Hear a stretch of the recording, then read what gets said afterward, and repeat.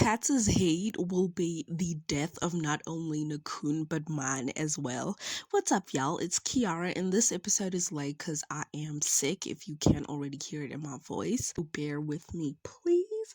But we continue from Nakhun violating Patsa's shirt and using it for his release. Patsa heard everything, and instead of acknowledging what happened in the bathroom, the two of them are going to lie and avoid speaking about it. I found this so ridiculous, but instead of giving us a break to calm down from the previous episode, Patsa's hate leads us to Nakhun having to satisfy a hot and bothered Omega. This was a long scene, y'all. I was screaming, but I can't help how much I enjoy seeing this kind of weakness from Patsa and the confession of his feelings before the whole thing. Oh my goodness. I love it. And what I want to highlight the most is how adamant Nakhun was on not taking advantage of Patsa. He understood my baby stood on business when he laid down the no touching rule and kept asking him if he was okay until he was sure Patsa would not regret sleeping with him in the morning. This was when I thought he made some level of progress since that bite in the first episode. Finally, he shows some level of green on his super red flag. In the world of Nakhin and Ongsa, Nakhin expressed wanting to pursue Ongsa, and the tension between them goes back to the forced kiss in the first episode. Ongsa kept saying they should forget about it, while Nakhin keeps apologizing and wanting them to be together. Really curious as to how far that goes and how long this is going to take as well. Now, I didn't know Patsa got jealous as easily as he does, but his conversation in bed with Nakhin about the people his assistant sent him when he needed, help. Oh my goodness, he got so sulky, y'all. He didn't want to help him with work, and he was a bit salty about helping his very beautiful mother cook his favorite food. But the resolution was too freaking cute. Like, guys, the way he said it's only him. And why are they literally getting cuter? I want more moments like this. But the scene that follows gives me such mixed feelings.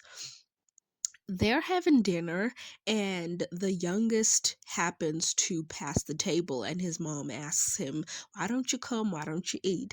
Now, I do not like the way that he disrespected his mother, and I agree when Patsa says that, or said that he shouldn't disrespect his elders like that, but I was feeling a bit iffy in terms of his, I guess you could say, eligibility to say that. I mean, yes, you and Nakhun are soulmates, but it feels too early to have that kind of authority over somebody that you don't know well. In the same breath, I want to highlight how much I like that they show us that Patsa is an extraordinary type of Omega that will not bow down to other alphas. The scene where he gets to talk one-on-one with the youngest is so telling of it, and the realization that Patsa can make him surrender like that. Oh my goodness, that kid. Like, just give up, just sit down. So I really like that they continue to highlight that Patsa, as much as he is an Omega, he is a true Omega, sharing alpha traits that don't make him just surrender to an alpha. So the next scene is at the police station, and a rat has been caught at one of Nakhun's warehouses. When interrogated, the rat reveals that Amintra's assistant was behind it.